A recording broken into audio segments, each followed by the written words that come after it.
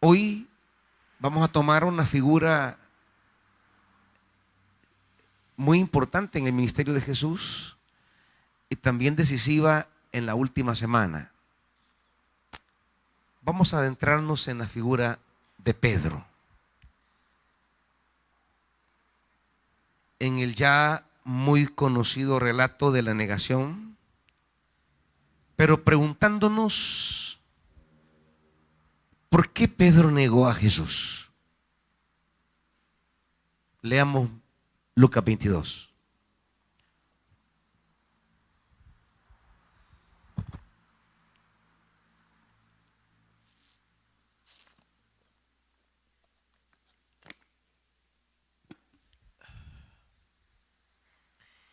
Y cómo no solo identificar por qué Pedro negó a Jesús, sino aún más. ¿Cómo pensar que eso no se puede repetir en la vida de Pedro? ¿Acaso fue solo un acontecimiento? ¿O puede ser una acción repetitiva, movida por la misma razón que lo hizo al principio? En esa perspectiva leeremos dos experiencias en la vida de Pedro, la primera de Lucas y luego en el libro hermano de Lucas, que es Hechos de los Apóstoles. Comencemos con Lucas, capítulo 22, versículo 54. Prendieron entonces a Jesús y lo llevaron a la casa del sumo sacerdote. Y aquí hay ya signos de lo que pasa siempre cuando vamos camino a la negación.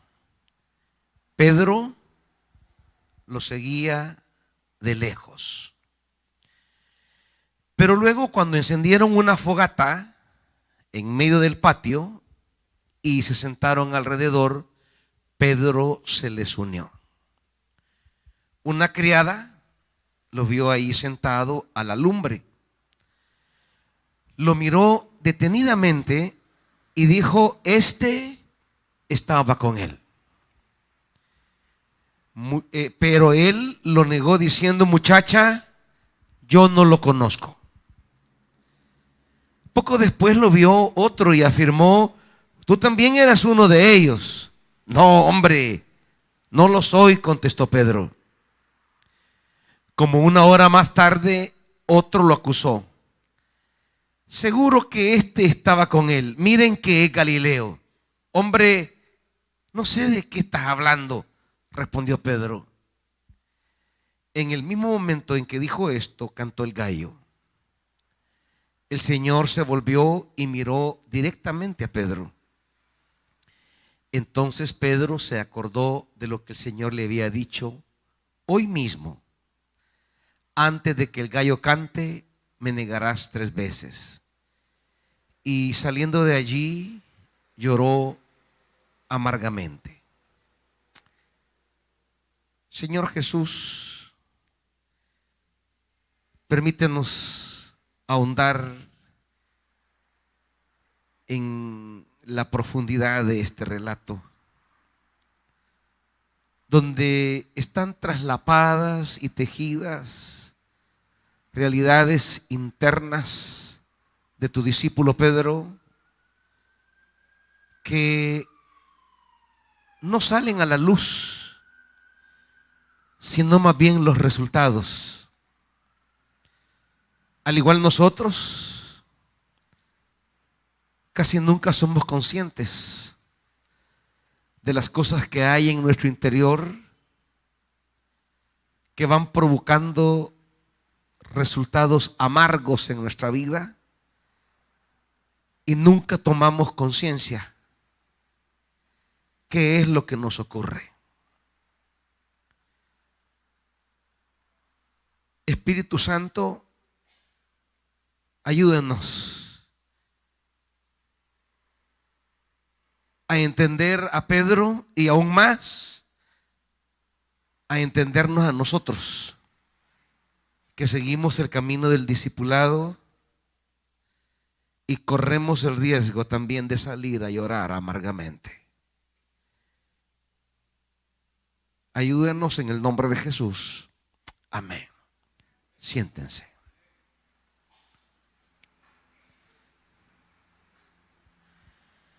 Los personajes que van apareciendo a lo largo de la última semana de vida de Jesús,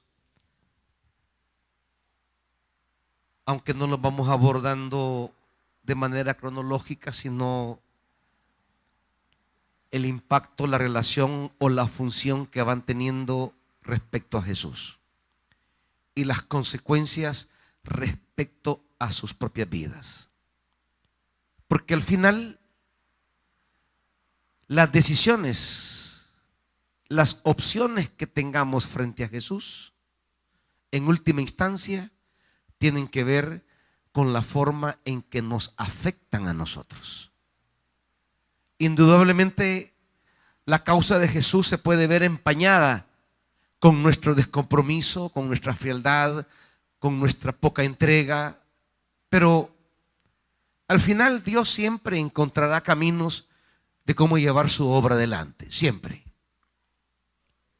Si las personas convocadas, si las personas llamadas no tienen el corazón suficiente para asumir esa convocatoria y desplegar todo lo que Dios quiere hacer, bueno, la obra se retrasaría indudablemente un tiempo. Pero Dios siempre seguirá llamando y de repente aparecerá quienes acojan ese llamado con la alegría, la entrega, el agradecimiento, el compromiso que viene envuelto en ese llamado. Y serán esas personas las que le den a la obra de Dios su fuerza expansiva, su poder arrasador.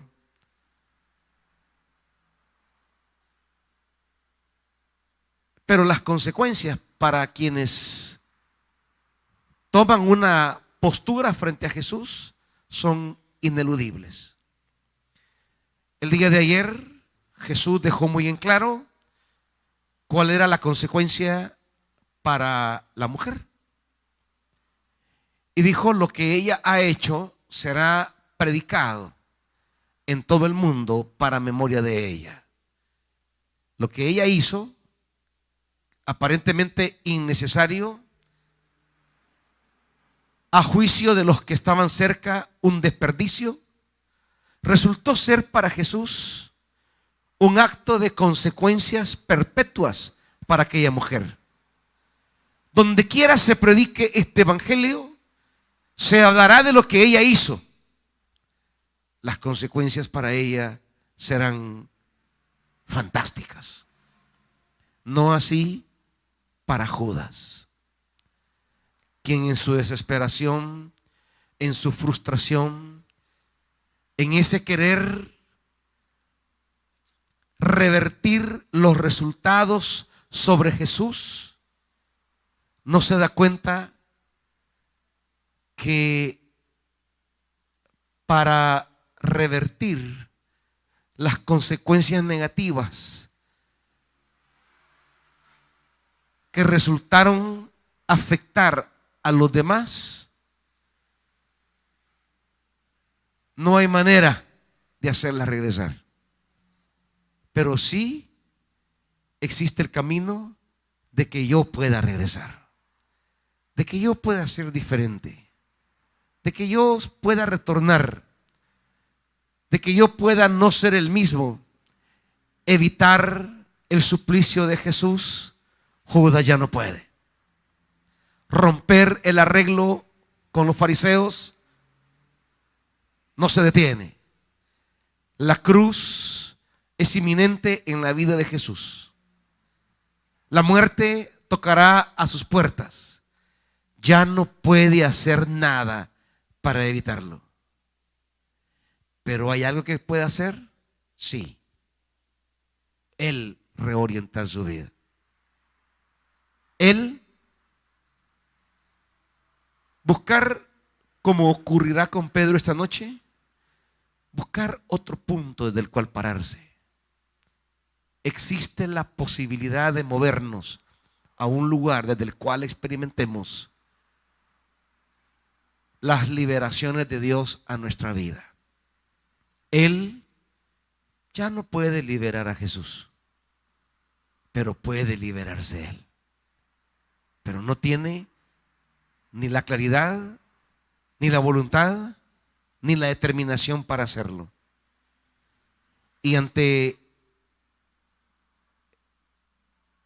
la incomprensión que él tiene sobre sí mismo, terminará suicidándose, terminará buscando la muerte como escapatoria a sí mismo. ¿Había oportunidad? Claro que había oportunidad. No hay nada que Dios no pueda tratar de nuestra vida. Pero ¿tenemos conciencia? ¿Tenemos claridad? Judas no la tuvo. Pedro la va a tener. Pero primero conozcamos al Pedro que no tiene la claridad. El Pedro que siguiendo a Jesús, al igual que nosotros, le estamos siguiendo con cadenas de las que no hemos sido liberados. Y son esas cadenas las que nos provocan miedos. ¿Por qué Pedro traiciona a Jesús? ¿Por qué? ¿Qué lleva a Pedro a, no obstante, dice el versículo 31, siempre del capítulo 22 de Lucas? No obstante Jesús haberle advertido: Simón, Simón, mira que Satanás ha pedido zarandearos a ustedes como si fueran el trigo. Pero Jesús le dice: pero yo he orado por ti para que no falle tu fe. Y tú, cuando te hayas vuelto a mí, fortalece a tus hermanos. Hay dos momentos que Jesús nos muestra en el futuro de Pedro, que son los dos momentos que vamos a ver esta noche. Primero, el momento del zarandeo, que es el que más conocemos. El momento de zarandeo, cuando él va a negar a Jesús, se verá enfrentado a preguntas sobre sí mismo y su relación con Jesús. Y fruto de ese zarandeo es que Pedro terminará llorando amargamente. Es el zarandeo que Pedro no logra superar. Pero luego hay otro momento. Y dice: cuando te hayas vuelto a mí. Es decir, hay un momento de reafirmación. Hay un momento en el que Pedro se reubica. Digamos que en el zarandeo él se desubica. Esas desubicaciones que no sabemos manejar cuando acontecen situaciones adversas en la vida. Esas desubicaciones que provocan las zarandeadas y nos desorientamos. La desorientación de Pedro comienza desde ya en el versículo 54. Pedro lo seguía de lejos. Ya ahí hay una desubicación.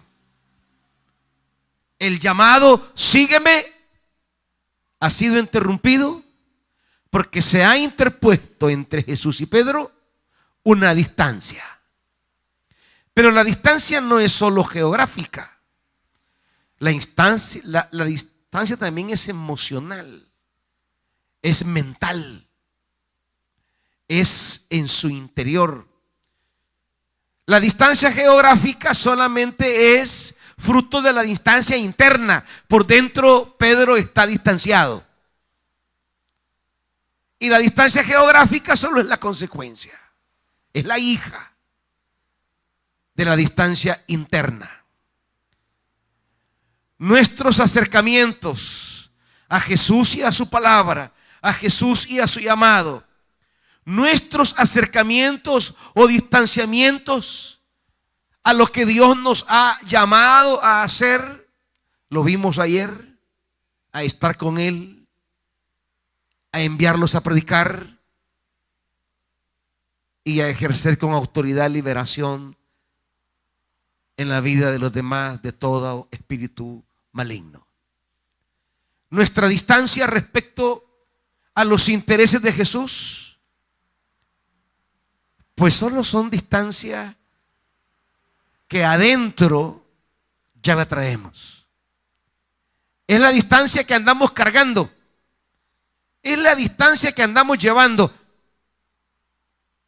Los distanciamientos geográficos de la obra de Dios solo son distanciamientos que ya están presentes en nuestra interioridad y que tarde o temprano dan a luz al distanciamiento geográfico. ¿Comprenden esto, hermanitos? Pedro ha sido zarandeado y los zarandeos golpean nuestra vida y revelan nuestra interioridad. Y al revelar nuestra interioridad, aunque el texto no se encarga de adentrarnos en la interioridad de Pedro, las acciones nos hablan de lo que hay adentro de Pedro. Porque las acciones son fruto de lo que estamos pensando, de lo que estamos sintiendo, de lo que ronda nuestra cabeza, de los esquemas que interpretan nuestra vida, de los marcos interpretativos a partir de lo cual entendemos lo que nos ocurre. Andamos en la mente ideas, andamos en la mente dándonos vuelta experiencias del pasado. Tenemos marcos de nuestra niñez, de nuestra adolescencia, que se convierten como en lentes a través de los cuales miramos el presente y entonces provocan en nosotros temores, angustias y miedos que evidenciamos en decisiones, acciones, palabras y distanciamientos en nuestra vida ya mayor. Hay zarandeos. Pedro y los discípulos serán zarandeados, pero podemos confiar en que Jesús ora por nosotros. Podemos confiar que hay una salida, que en esas desubicaciones que los zarandeos provocan en nosotros, en esas lecturas equivocadas que hacemos en el presente, porque a veces leemos el presente con los lentes del pasado. Y al leer el presente con los lentes del pasado, estamos atados. Estamos atados a pensar que es más del ayer, sin poder descubrir si en ese presente, incierto quizás para mí, pueden haber cosas nuevas que Dios trae para nosotros. Jesús le dice de un segundo momento: tú, cuando te hayas vuelto a mí, dice, fortalece a tus hermanos. Al hablar de fortalecer, quiere decir que hay debilidades. Y son esas debilidades las que definen muchas veces nuestra vida. Las debilidades que son a veces las maneras en que se nos mete en la cabeza entender la vida. cómo entender la vida no desde las experiencias negativas de los zarandeos, sino entender la vida desde la oración de Jesús por nosotros. Vamos a vivir la vida con los miedos que los zarandeos provocan, o vamos a vivir la vida confiando en la fuerza intercedora de Jesús por nosotros. Vamos a vivir la vida desde la perspectiva de Satanás, que nos zarandea como si fuera trigo, como si fuera arena. O vamos a vivir la vida desde la intercesión de Jesús por nosotros. ¿Cuál será el punto de partida para nosotros? ¿Viviremos desde la desubicación que provoca el enemigo, con las cosas que dice, con las cosas que hace, con las cosas que nos mete en la cabeza, con las cosas que nos hace pensar, con los miedos que nos hace tener? ¿Vamos a vivir desde el ataque del enemigo o vamos a vivir desde la experiencia consoladora de un Jesús que intercede por nosotros? Y que esa consolación que provoca Jesús se traduce en un servicio a los hermanos, se traduce en una vida que ayude a otros a desmantelar ese cúmulo de interpretaciones que van dañando, afectando, con cadenas que a veces ni cuenta nos damos. Pedro, ante esa advertencia de Jesús, siente que Jesús lo hace sentir frágil, siente que Jesús lo hace sentir débil, siente que Jesús lo hace sentir ante los demás como si fuera alguien volátil. Tiene que intervenir para remarcar su fortaleza, su masculinidad, su liderazgo. Y le dice: Señor, estoy dispuesto a ir contigo tanto a la cárcel como a la muerte. Sus palabras están cargadas de una determinación verbal que él no se ha dado cuenta que no tiene el carácter para respaldarlas. Ha emitido unas palabras que quedarán en el vacío porque no se ha dado cuenta de las cadenas que le atan. Tiene la buena voluntad, pero no se ha percatado de lo frágil que es. Tiene el propósito. No es que Pedro no ame a Jesús. El problema es que los temores son a veces más fuertes que el amor. El temor paraliza el amor.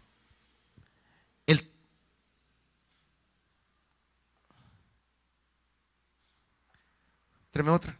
El temor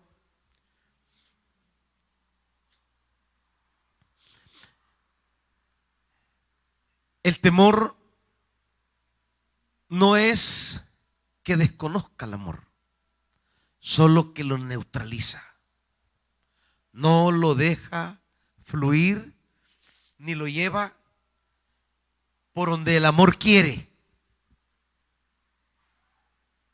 Por eso en Cantares, un enemigo del amor es el temor. Por eso Juan va a establecer que el verdadero amor echa fuera al temor. Porque es el temor el enemigo del amor, no es el odio. La contraposición bíblica no es odio y amor, no, es temor y amor. Dos lógicas que guían la vida. Dos lógicas que guían el mundo. Dos lógicas que guían las relaciones interpersonales, los compromisos en la obra de Dios, las proyecciones en la vida, caminar sobre el temor o caminar sobre el amor. En la perspectiva del Cantares, una de las temáticas que va a cruzar es eso: cómo la pareja va a vivir sobre el temor, porque a nivel de pareja y de familia hay muchos temores, y las parejas pueden establecerse sobre la base del temor. ¿Temor de qué?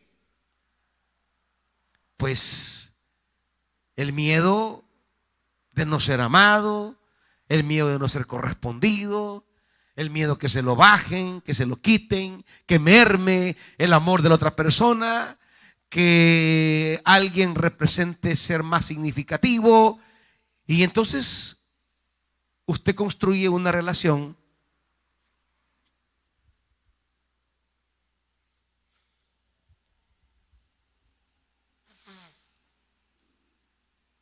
basada en el temor.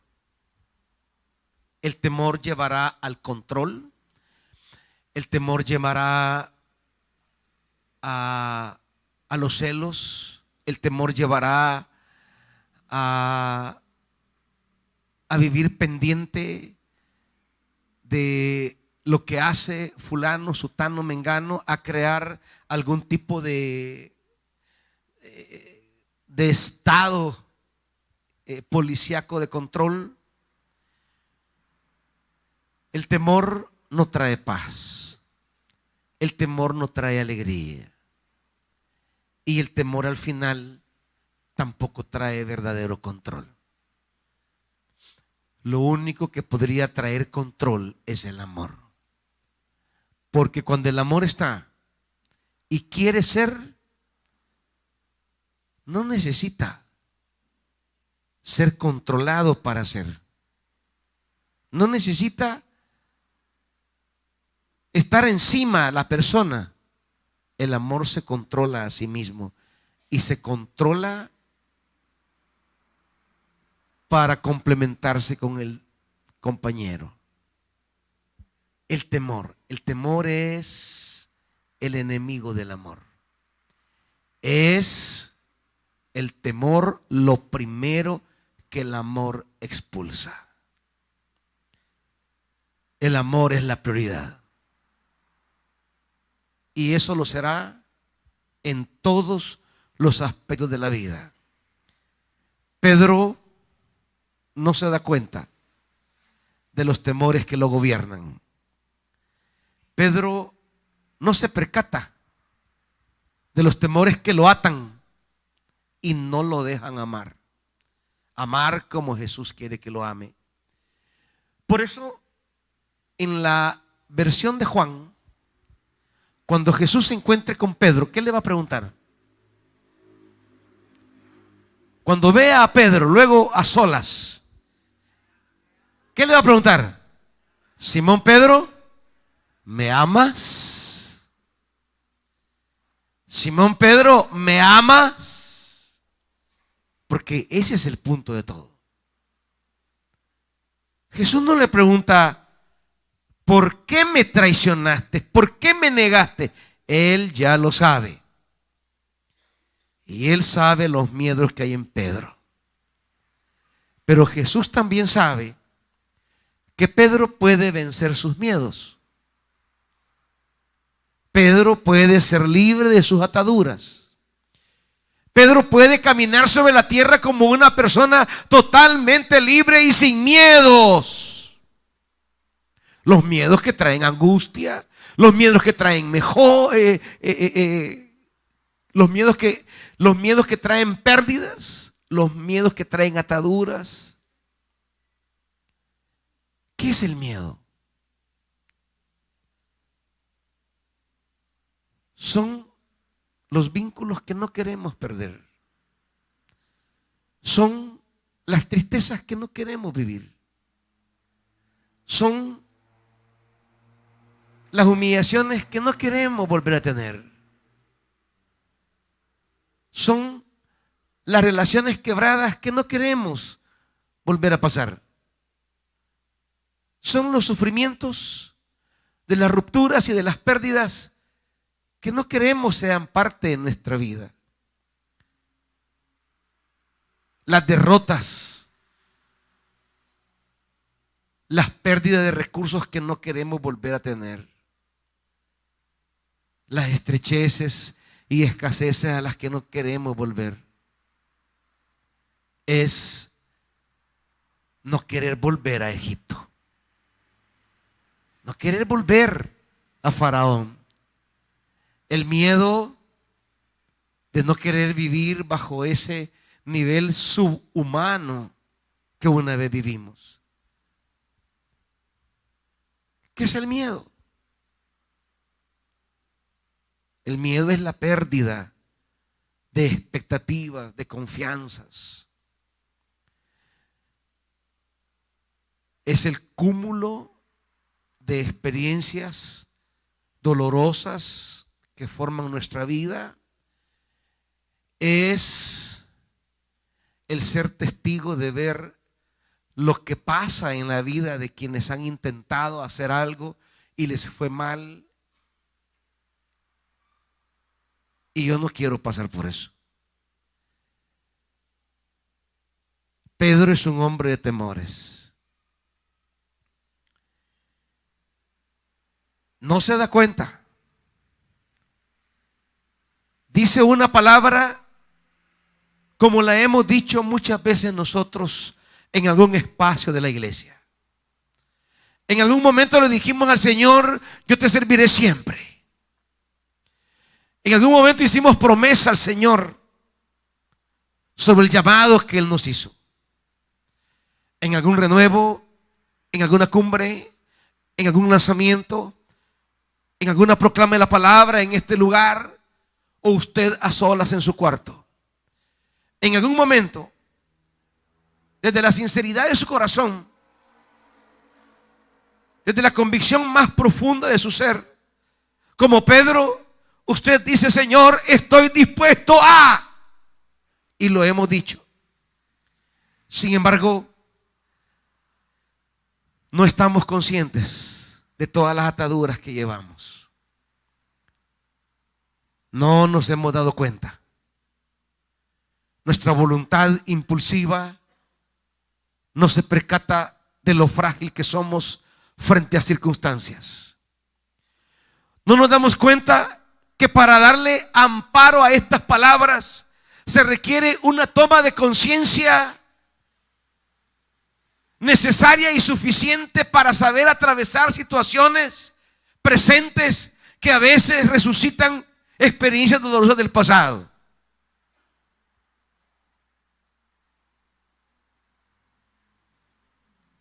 Y que cuando empiezan a aparecer momentos en mi presente o en mi futuro de zarandeo, ya no tengo la fortaleza interior para saber atravesarlos. Así está Pedro. ¿Será posible? ¿Será posible llegar a un estado en el que mi seguimiento a Jesús no esté condicionado a nada? ¿Será posible llegar a un momento en el que pueden pasar los zarandeos que sean en nuestra vida y nosotros estaremos siempre adelante sin que ningún zarandeo represente una desubicación, un distanciamiento en nuestra vida? El Señor nos dice que sí esta noche. Primero, el momento que Pedro no logra entender ni logra superar.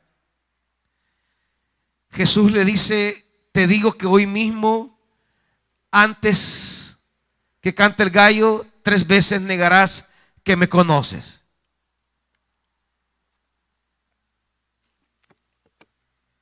Pedro no le pudo dar a esas palabras de Jesús la importancia suficiente. Y aquí vienen las consecuencias. 54. Prendieron entonces a Jesús y lo llevaron a la casa del sumo sacerdote. El zarandeo ha sido duro.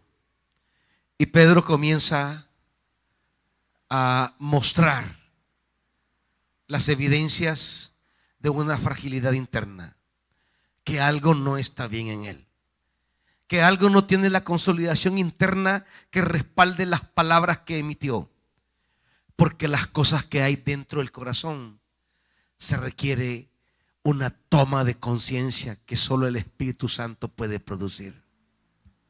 Y aquí todos nosotros andamos cargando un mundo en la cabeza y un mundo en nuestra interioridad del cual a veces no somos conscientes.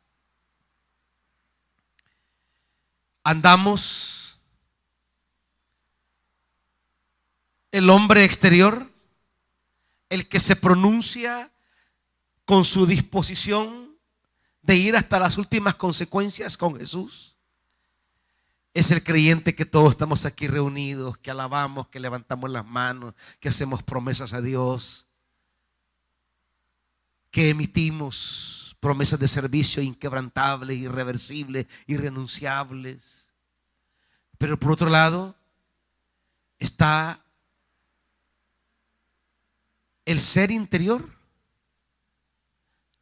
que de forma subconsciente y de forma inconsciente va mostrando la realidad interior. No tenemos el peso para acompañar nuestras palabras.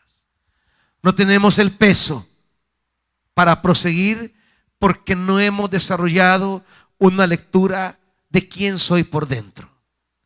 ¿Qué hay en mí? ¿Quién habita en mí?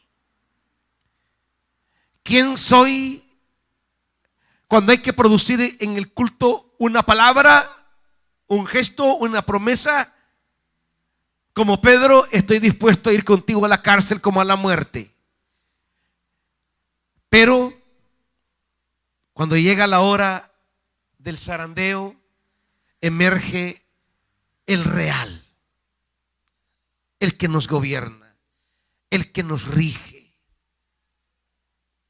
Y en ese momento se revelan nuestras estructuras mentales, nuestras estructuras psíquicas. Se revela un yo que está allí dormido,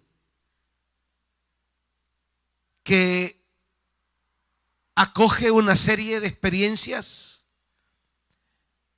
de pensamientos, de sentimientos, de lo peor que a veces nos ha pasado en la vida, las atesora, las guarda, las estructura, y es quien gobierna a la hora de decidir sobre todos esos miedos, sobre todas esas experiencias, las decisiones reales a la hora de ser zarandeados. Y ese nos asusta, ese nos angustia, ese nos quita el sueño, ese nos quita el hambre, ese nos quita la alegría, ese nos provoca enojo, nos provoca tristeza, nos provoca ansiedad, nos provoca una serie de cosas que decimos que no sabemos manejar. Es que, ¿cómo la vamos a manejar si somos nosotros mismos? ¿Cómo la vamos a manejar si no las asumimos que somos nosotros? En una dimensión interior de la que no tomamos control.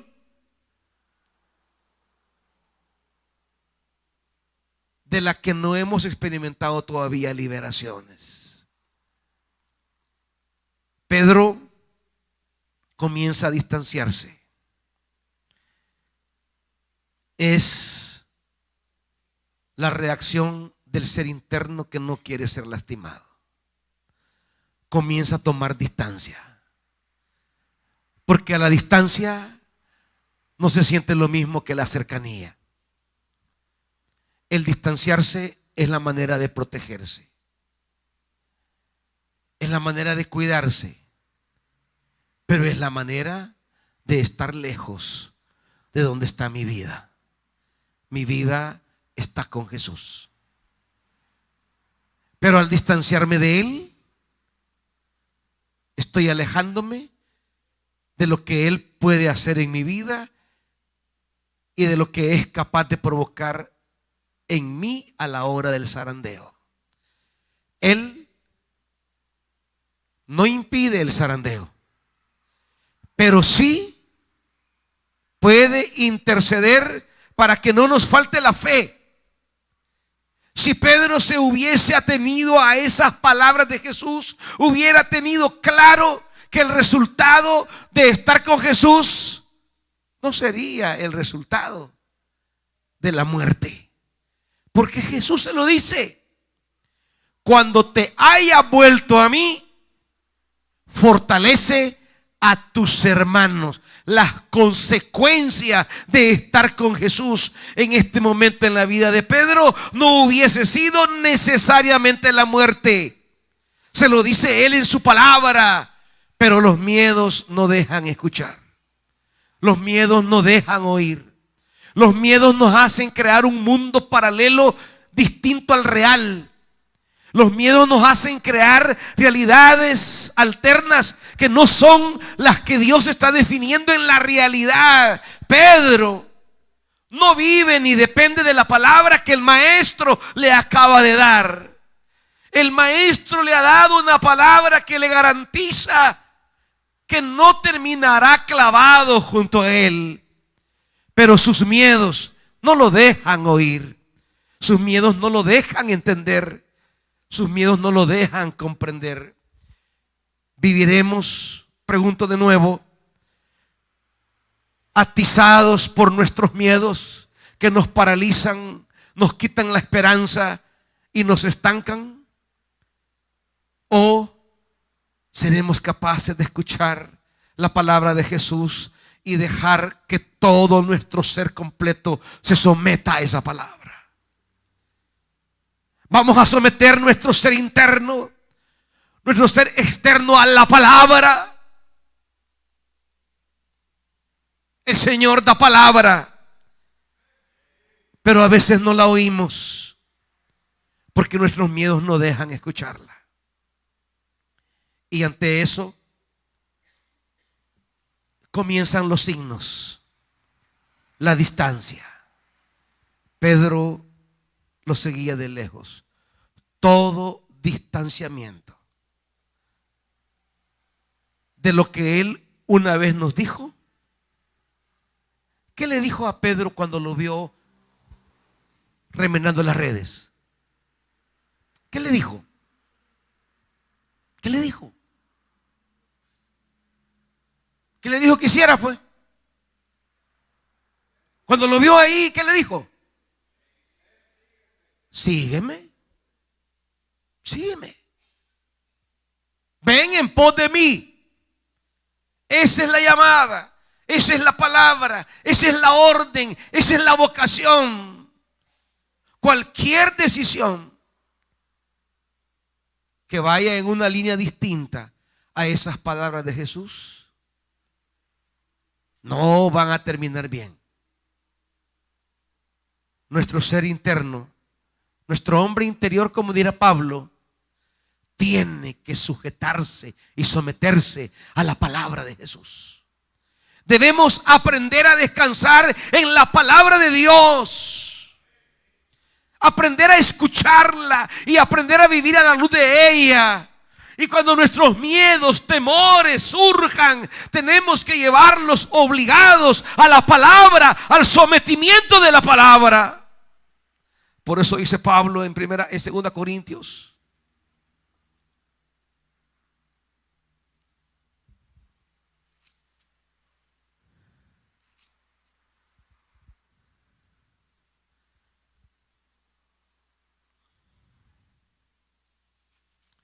dice el apóstol Pablo, capítulo 10,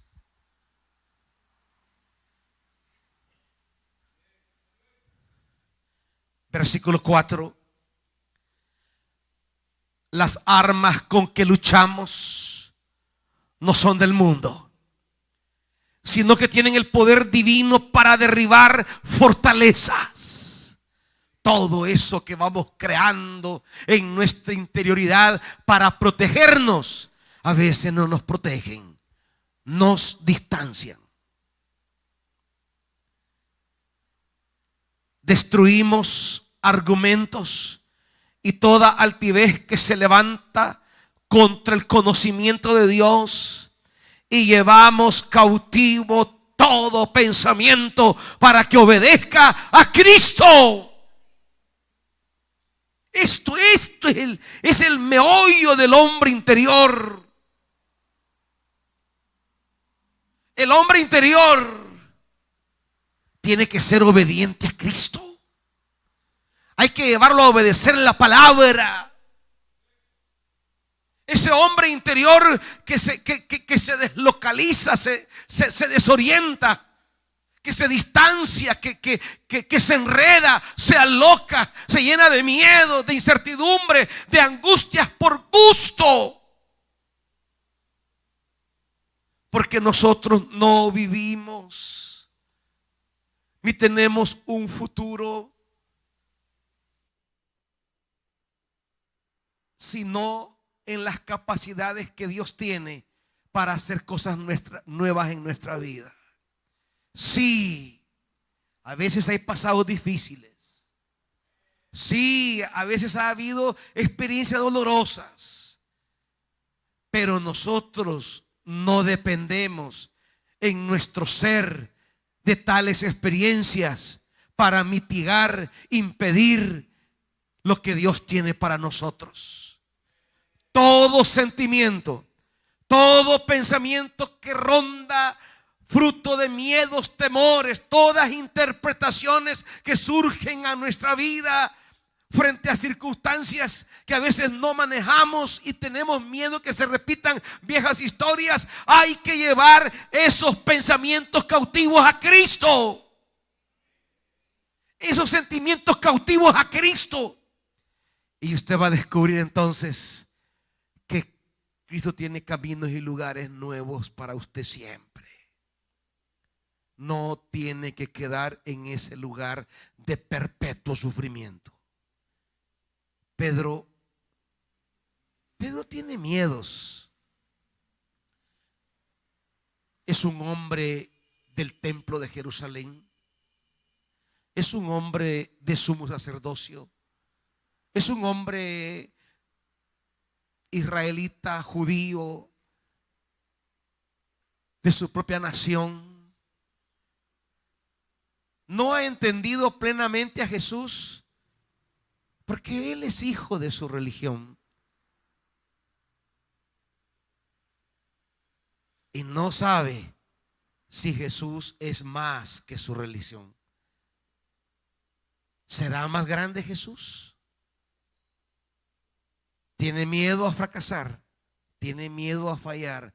Arriesgarse por Jesús implica arriesgarse por su religión. Se acerca, no solo lo sigue de lejos, sino que se une a quien no debe unirse.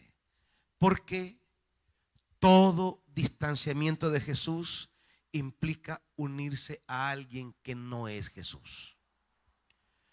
Todo distanciamiento del servicio a Dios implica acercamiento a servir a otra realidad. Servidor usted siempre va a ser, de Dios o del diablo, pero siempre será un servidor. Siempre estará al servicio de alguien, siempre. Alejarse de Jesús le implicó acercarse a otros que no estaban en la sintonía de Jesús, otros que van a acelerar su negación, otros que serán el escenario para consumar las consecuencias de haberse distanciado de Jesús. Que usted no dedique tiempo a Dios no quiere decir que va a ocupar más tiempo para usted, no. Va a ocupar siempre ese tiempo en un montón de tonteras que van a terminar hundiéndolo en una vida vacía o sin sentido. Que usted no ofrende a la obra de Dios no quiere decir que usted no va a dar su dinero. Su dinero lo terminará dando en cualquier lugar donde se adora el mundo. Siempre. La decisión nunca es si sirvo o no sirvo. No, es a quién sirvo. ¿Dónde pongo mi vida? ¿Dónde pongo mi tiempo? ¿Dónde pongo lo que soy? Esa es toda la diferencia. Pero su vida siempre será de algo. Siempre será de alguien. A lo que Jesús me invita es a que su vida sea de Él. A que mi vida le sirva. A pertenecerle a Él. A caminar con Él. A servirle a Él y a servir a los demás. Las tres expectativas que Jesús planteó ayer. Se acerca la primera. Se le queda viendo detenidamente. Este estaba con él, dice categóricamente. Muchacha, yo no lo conozco. Después aparece otro. Tú también eres uno de ellos. No, hombre, no lo soy. Una hora más tarde otro dice, seguro que este estaba con él. Miren que es Galileo. Hombre, no sé de qué estás hablando. Al final, el resultado es el versículo 62. Saliendo de allí, lloró amargamente. Y bueno, ¿en qué momento va a ocurrir lo otro que dijo Jesús? Este es el momento del zarandeo, pero ¿y lo otro? Una vez vuelto a mí, fortalece a tus hermanos. Pues el Evangelio de Lucas no me dice nada de esto. ¿En qué momento? Hay un momento que narra el libro de los Hechos de los Apóstoles, porque Lucas y Hechos de los Apóstoles tienen un juego muy bonito entre ellos. Saben que hay una conexión. Todas las historias de Lucas están conectadas con las historias de Hechos de los Apóstoles. Por ejemplo,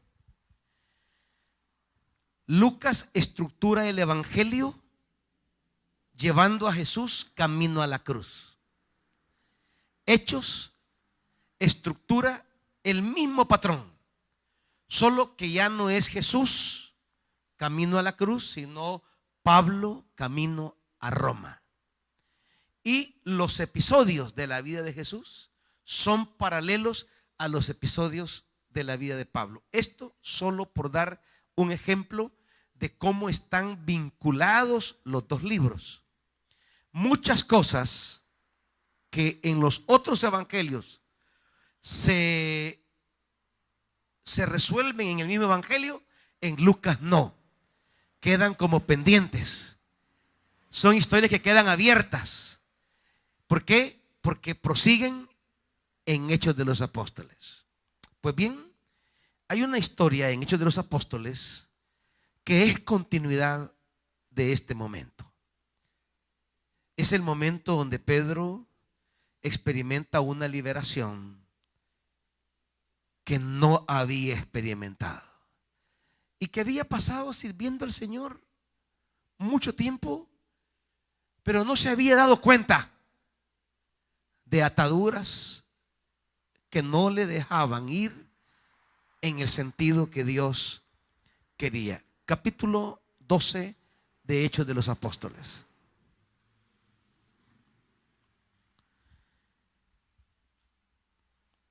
Nosotros frente a Jesús también estamos expuestos ante los zarandeos de la vida a definir nuestra posición frente a Él.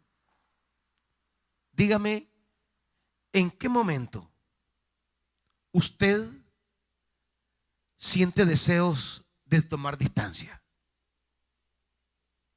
Distancia de la iglesia, distancia del servicio, distancia de la obra. ¿En qué momento ha considerado no tomar el llamado de Dios?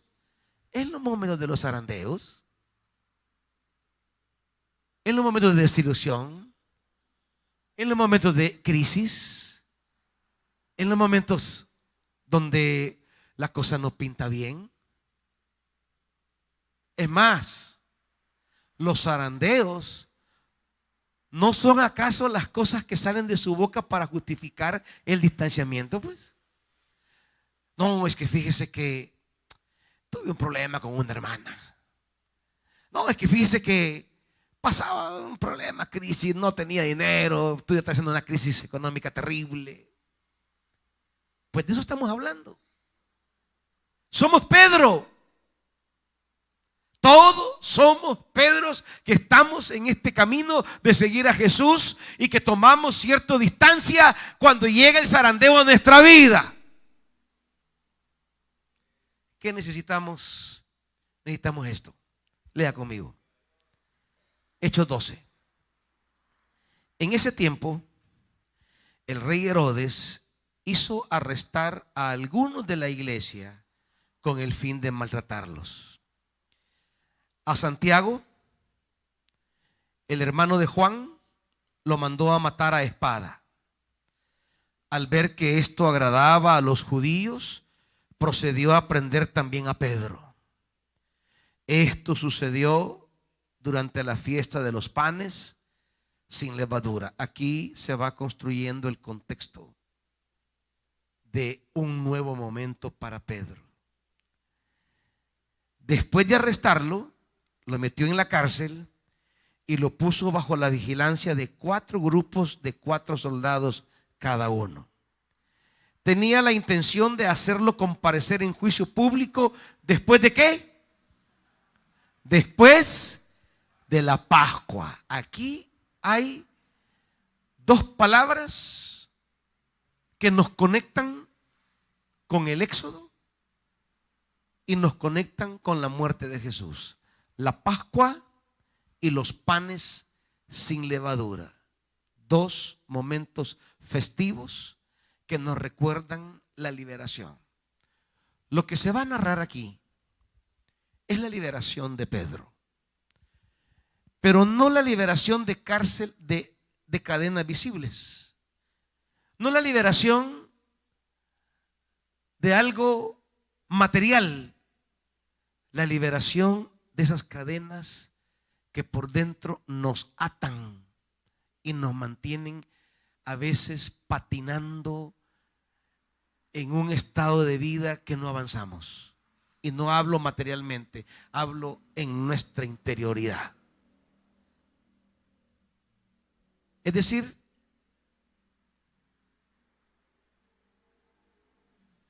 puede haber cambiado mi vida en relación a la iglesia y hoy ocupar cargos en la iglesia cuando un día no ocupé.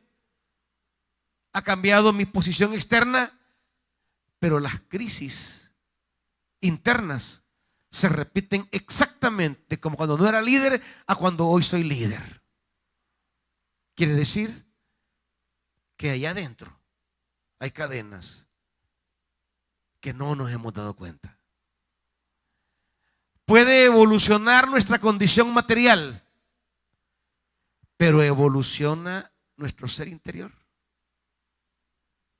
Lo que se va a narrar aquí, usando los motivos del Éxodo y de la muerte de Jesús, aparecerá Herodes como el nuevo faraón, aparecerá la Pascua y los panes sin levadura para acordarnos del acontecimiento liberador. En la última semana de Jesús, Jesús se presenta a Pedro como su liberador. Y nosotros estamos aquí para decirle a Jesús que aquí estamos para que Él también obre liberaciones que a veces no son materiales, que no es una enfermedad aislada del cuerpo, que no es una urgencia económica que me asfixia, que no es necesariamente un problema en la familia, son estados de angustia, Son estados de miedo que se traducen en mentalidades, comportamientos, gestos, acciones, toma de decisiones respecto a los demás. Y no sabemos por qué, no sabemos qué sucede. Pedro, en ese escenario de ataque, Pedro está en el mismo escenario que Jesús le plantea, porque dice que arrestó a fin de maltratarlos. Es decir, Pedro está ante un nuevo zarandeo. ¿Me entienden esto? Es el escenario igual que el Éxodo, igual que plantea Jesús. Hay un paralelo entre ambos. Quisiera poder, a través de los términos paralelos, poder ver la relación, pero el tiempo ya no me da. Pero aquí estamos en el mismo escenario. Pedro está sometido, está maltratado, que es el término que usará Éxodo, es el término que usa Esteban para hablar en el capítulo 7 de Hechos del maltrato que recibían los israelitas por Faraón, los maltratos a los que era sometido, los zarandeos a los que somos sometidos, uno de una manera, otro de otra, unos en un nivel, otros en otro, uno en un área, otros en otra, pero estamos en un mundo de zarandeo. Pero versículo 5, ¿se recuerdan cuando Jesús dice, pero yo he orado por ti? Igual está aquí la comunidad en oración. Hay un zarandeo y hay oración. Quiere decir que en esos momentos de zarandeo de la vida es cuando más debemos buscar a Dios.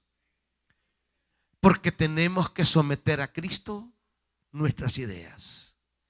Porque en el momento de zarandeo se nos dispara la cabeza. En los momentos de zarandeo se nos disparan los sentimientos.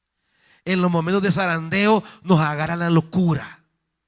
En los momentos de zarandeo tomamos decisiones. Y decisiones que no presentamos delante de Dios. La oración no es para obligar a Dios a compartir mi punto de vista. La oración es para someter a este hombre, a esa mujer, a esa mentalidad, a ese esquema, a esa estructura, someterlo a Cristo. Cristo, no estoy para hacer mi voluntad. Cristo, tú me has llamado y me has llamado a seguirte. Yo quiero tomar distancia, yo, por mis miedos, por mis temores, por mis pesares, por mis dudas, por mis debilidades. Pero tú me llamaste a seguirte y no puedo ir en línea contraria. Pero mi ser se revela. Mi ser quiere ir en la línea de mi protección según mi mente. Pero mi protección es estar junto a ti, no lejos de ti. Y usted comienza a orar. He orado para que no te falte. He orado. ¿Y qué hacía la iglesia? Mientras mantenían a Pedro en la cárcel, la iglesia oraba. ¿Cómo? Constante y fervientemente a Dios por él. Mientras las cadenas nos tienen atados y estamos inventando tantas locuras en nuestra mente, tenemos una salida. Hay una salida por encima de nuestra mente: la oración constante y ferviente. La oración que pone nuestra vida delante de Dios y nos presentamos: Señor, yo estoy aquí y mi identidad es la de un siervo, es la de una sierva. Usted me tiene que decir qué voy a hacer, porque yo como hombre, yo como mujer, dígaselo, Solo locuras me vienen a la cabeza. Solo se me dispara el dado, pues. Agarro cortocircuito. Pero oramos en esos momentos de sentirnos zarandeados. Oramos. Recordemos a Pablo, llevar todo pensamiento cautivo a Cristo. Y dígale, mira, mis pensamientos son estos ahorita. Esto estoy pensando. Pero yo no puedo hacer lo que yo quiero. Porque tú me has llamado. Me dijiste, sígueme. Y yo quiero tomar decisiones que vayan en línea a lo que un día me hablaste, a lo que un día me trataste. Y sabe, van a ocurrir cosas especiales en nuestra vida. De repente, una prisión en la que usted sentía que estaba, ya no estará. De repente, como dice Cantares, sombras que ahí están, ya no estarán. Muchas cosas que nuestra mente en sus miedos había construido, porque la mente es creativa para construir cárceles. La mente es generosa para construir escenarios terroríficos. La mente casi que ya armó todo. Pero ¿saben qué? La oración comienza a desmontar un mundo que ya habíamos construido y nos permitirá ir en la línea de aquel que nos llamó. Y aquí comienza todo a cambiar. La misma noche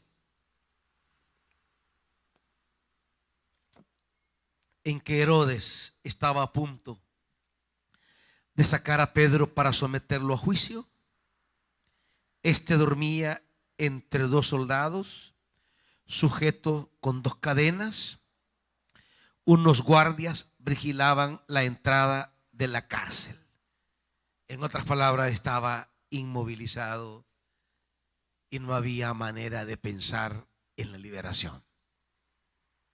Pero la frase favorita de Hechos, de repente. La oración siempre trae de repente a nuestra vida. La oración siempre trae giros inesperados. La oración siempre trae perspectivas inéditas. La oración siempre trae cosas que yo no manejo, cosas que yo no controlo. La oración siempre trae desenlaces que jamás imaginé que eran posibles. La oración siempre trae caminos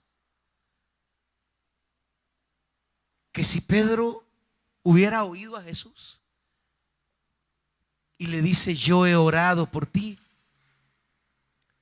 y Pedro se hubiese ido con Jesús a orar. ¿Se acuerdan que Jesús se fue a orar? ¿Se acuerdan, va? Y mientras se fue a orar Jesús, ¿qué hizo Pedro? Estar orando y estar dormido parece lo mismo, pero no es lo mismo, ¿verdad? Las consecuencias son diferentes. Los efectos son diferentes. Las posturas pueden parecerse, los resultados no. Jesús fue a orar. Si Pedro hubiera oído esas palabras y dice, seré zarandeado, me voy con él a orar. Pero no fue a orar. Sus pensamientos quedaron a la rebeldía de su ser interno. Sus ocurrencias fueron tiranos que lo llevaron por el camino equivocado. Las cosas que pensaban, lo que él creía, lo gobernó, lo dominó. Pero cuando el pueblo, cuando la oración llega a nuestra vida, entran esas apariciones que tanto necesitamos. Iglesia, necesitamos apariciones de Dios en nuestra vida. Porque lo distintivo, lo específico, lo novedoso de una vida que sigue a Jesús es la vida que vive de apariciones de Jesús. Si no, nuestra vida es la continuidad y la repetición de nuestra humanidad. Son las apariciones de Jesús a nuestra vida las que le dan esa luz, esa claridad, esa reorientación, esa sujeción. Esos aparecimientos. Y yo le digo, iglesia, necesitamos aparecimientos de Dios. Como pastores, necesitamos aparecimientos de Dios como líderes, como esposos, como esposas, como hermanos, como hijos, como abuelos, como ministros, como siervos, como siervas, como hombres, como mujeres. Necesitamos las apariciones de Dios que reconfiguran y reorientan nuestra vida. Si no, quedamos esclavos de nuestras ideas, de nuestros miedos. Estamos sirviendo, pero en una cárcel. ¿Entienden, iglesia? Lo que hace distinto el resultado de nuestra vida frente a Jesús en una semana como esta es dejarnos sorprender por apariciones que nos liberan, nos reorientan, nos renuevan y nos hacen salir, nos provocan un éxodo, pero de alegría, no de lloro amargo como al principio. Y aquí empieza. De repente una luz apareció en la celda. Es que necesitamos la luz de Dios, hermano. Porque en nuestros encierros, mire, sus miedos lo encierran. Lo encierran y le quitan toda claridad. Pero los aparecimientos de Dios te devuelven la luz. Y dice, y despertó a Pedro con unas palmadas en el costado. ¿Sabe? Aquí ha sido traducido muy amable, ¿verdad? Palmaditas, toquecitos, pero la palabra que se usa es una palabra fuerte. Es golpes. Como decir, te voy a levantar a patada. Pedro es despertado con unos golpes. Y a veces estamos tan dormidos que necesitamos unos golpes de Jesús para despertar. Porque estamos parqueados. Así que algunos golpes no son para fregarte, hermanito. Son para despertarte. Algunas cosas son porque Él quiere que salgas del letargo. Y le dijo, le da 3 órdenes. Primera orden: date prisa y levántate. Es el término que usará siempre la Biblia para hablar de un nuevo posicionamiento. Es más, levantarse será el verbo usado para hablar de la resurrección. Pedro está dormido, debe resucitar. Y resucitamos cuando Él nos toca, nos golpea y nos dice, date prisa, levántate. Y cuando nos levantamos, las cadenas cayeron de las manos de Pedro. Necesitamos oír la antigua voz del profeta: levántate y resplandece. Oír la voz del Señor que nos dice: levantémonos, iglesia. Levantémonos y edifiquémonos, dijeron los constructores de las murallas de Jerusalén en Nehemías. Levantémonos y construyamos. La primera orden del Señor es renunciar a la comodidad, renunciar a la pasividad, renunciar a la quietud. Hay que levantarnos, hay que resucitar, hay que tomar lo que Él nos ha entregado. ¿Qué te ha dicho que hagas? Levántate y hazlo. Hay impedimentos, las cadenas caerán. Las cadenas no deben ser impedimentos para obedecer a Jesús. Cuando obedezcas a Cristo, los impedimentos caerán. Si miras tus cadenas, no te levantarás. Pero si oyes a Cristo, te levantarás y las cadenas caerán. Y sigue diciendo, segunda orden, versículo 8. Dijo además el ángel: vístete y cálzate las sandalias. Cíñete, le dice. Socate la ropa y socate las sandalias. Prepárate para caminar. Es levantarnos y caminar. Y no podemos caminar con ropa floja, correr y trabajar con ropa floja, ni con las cintas de los zapatos sueltas. Cíñete, amárrate, prepárate, afírmate. No tenemos que estar jugando. No tenemos que estar sí o no. Quizá, tal vez. Estoy pensándolo. ¿Qué tienes que darle vuelta a tu cabeza? Tienes que hacer lo que Jesús te dice. Cuando hacemos lo que Jesús nos dice, todo se aclarará. Pero ¿qué hacemos? ¿Qué decimos? Estoy pensando. ¿Qué tenés que pensar? Obedecer la palabra de Cristo. O tu mente es mejor que la de Dios. O tu mente es más clara que la de Cristo. O tu mente es mejor que la de Cristo. Llevar todo pensamiento cautivo a Cristo. Y finalmente le dice: échate la capa encima. ¿Y qué? ¿Y qué? Aquí ha vuelto a mí. Aquí Pedro volvió a Jesús.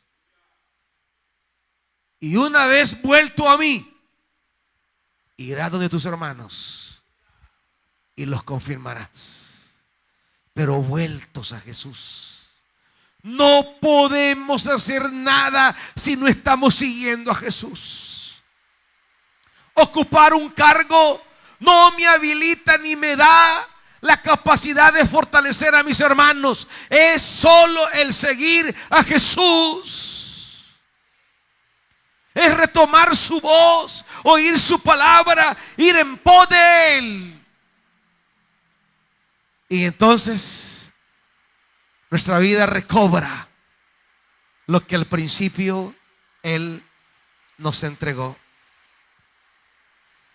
Pedro salió, dice el versículo 9. Qué maravillosa una lluvia de esta, hermanos. Nos habla de ese Dios que de repente nos visita y se acerca y que nos trae una palabra. Dice, Pedro salió,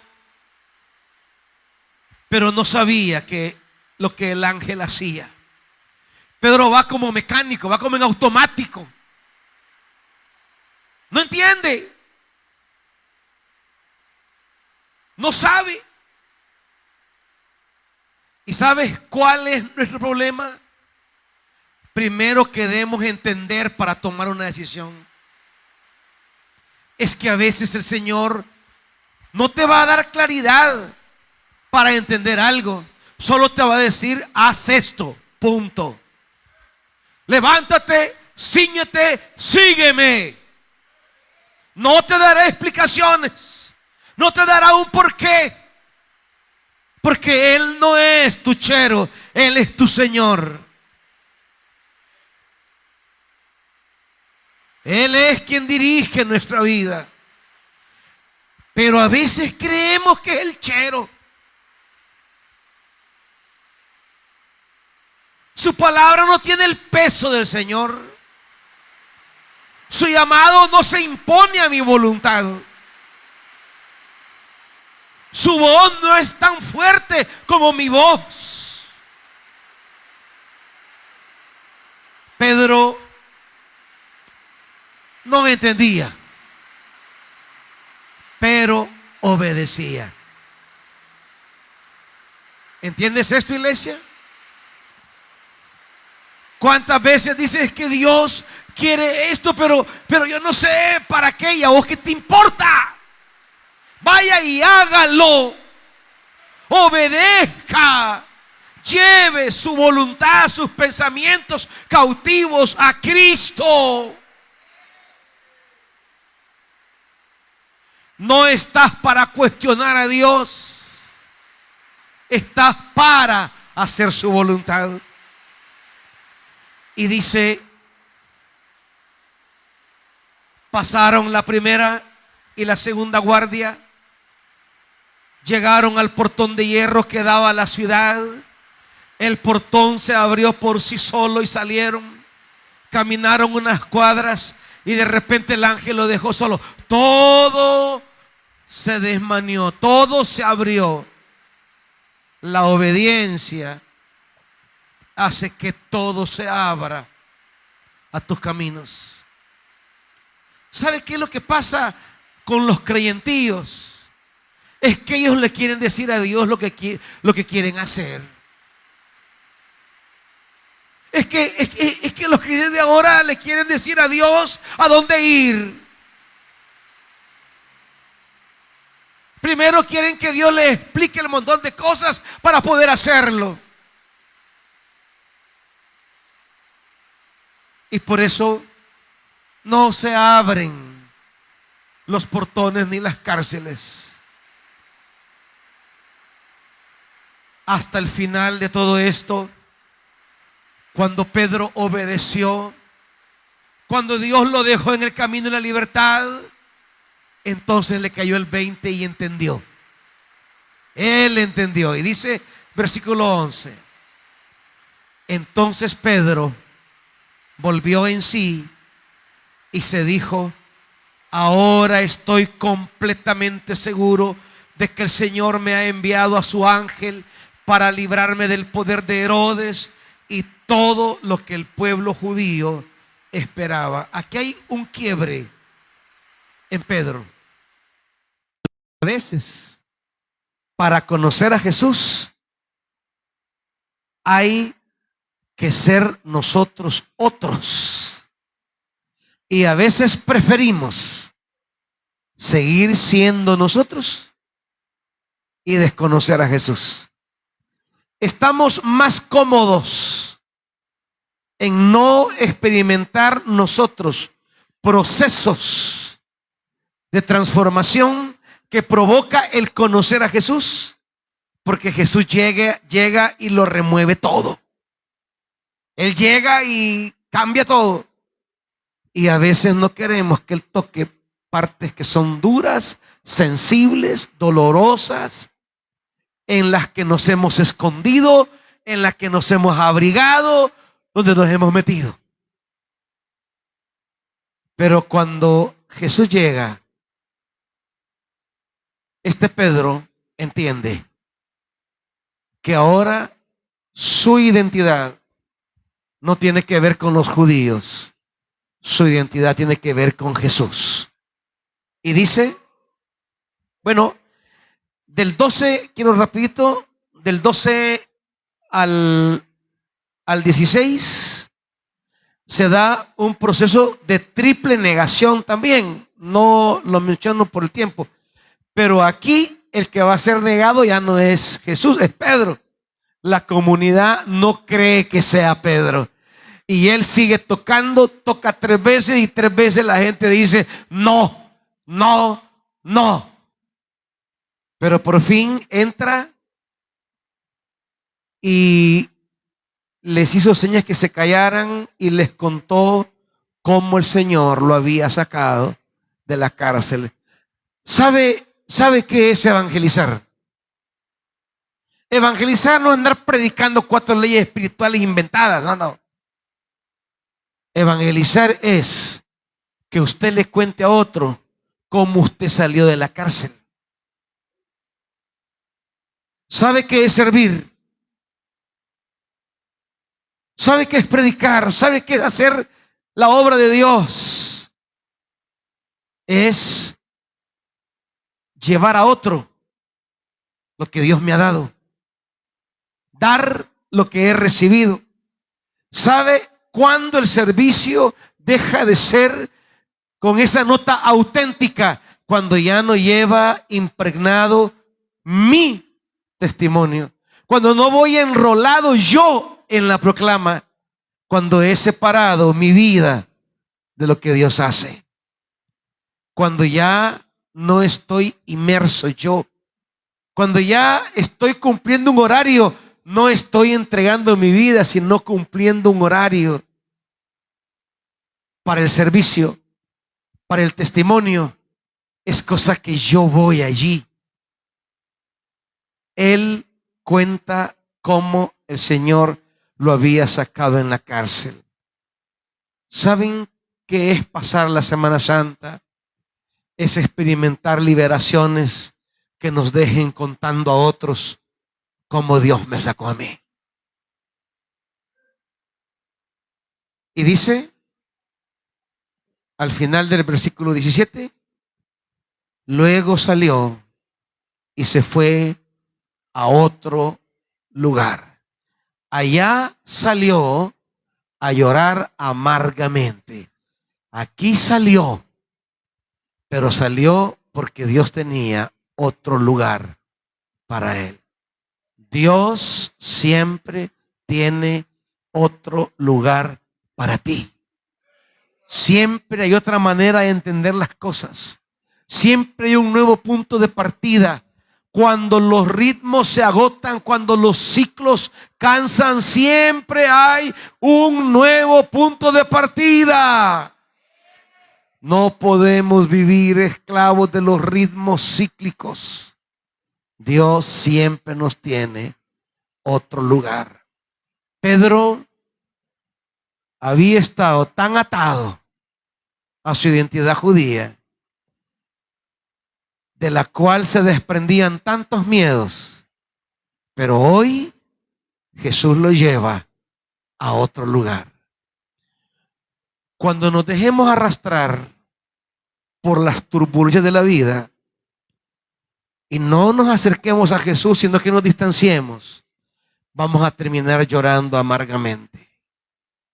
Pero cuando nos empecinemos a seguirle y dejar que Él nos libere, Él nos llevará a nuevos lugares. Pónganse de pie, hermanitos. El Señor siempre tiene un lugar para usted, hermano.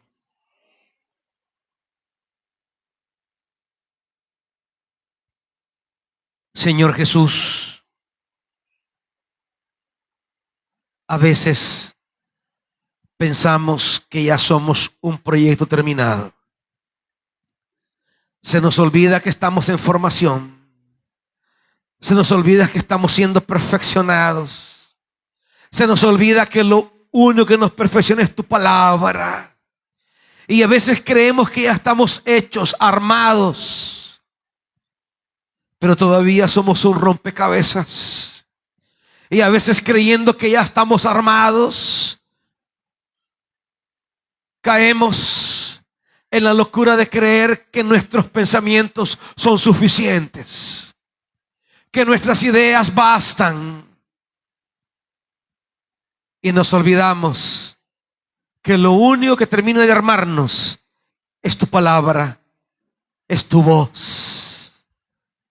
Señor Jesús, todavía hay cadenas, todavía hay historias, todavía hay mentalidades, todavía hay dolores, todavía hay pensamientos, todavía hay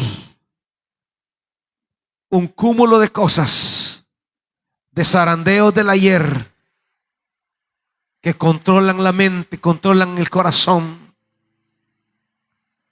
Necesitamos liberación.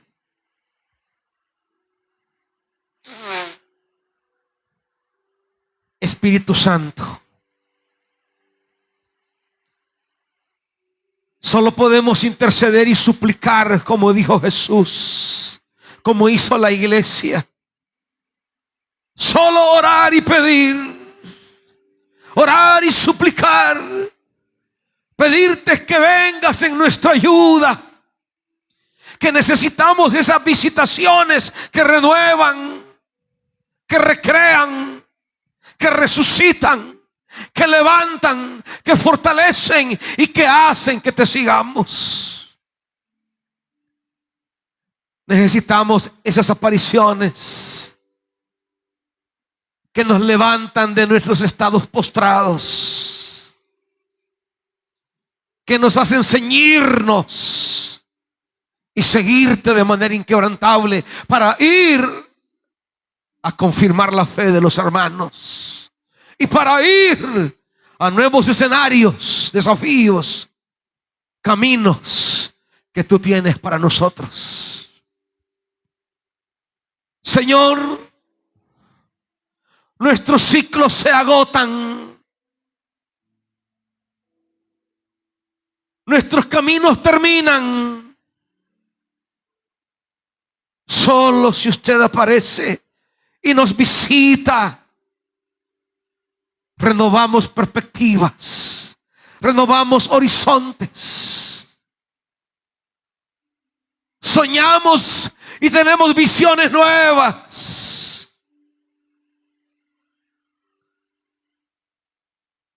En esta semana, Dios, nos presentamos porque anhelamos una visitación tuya.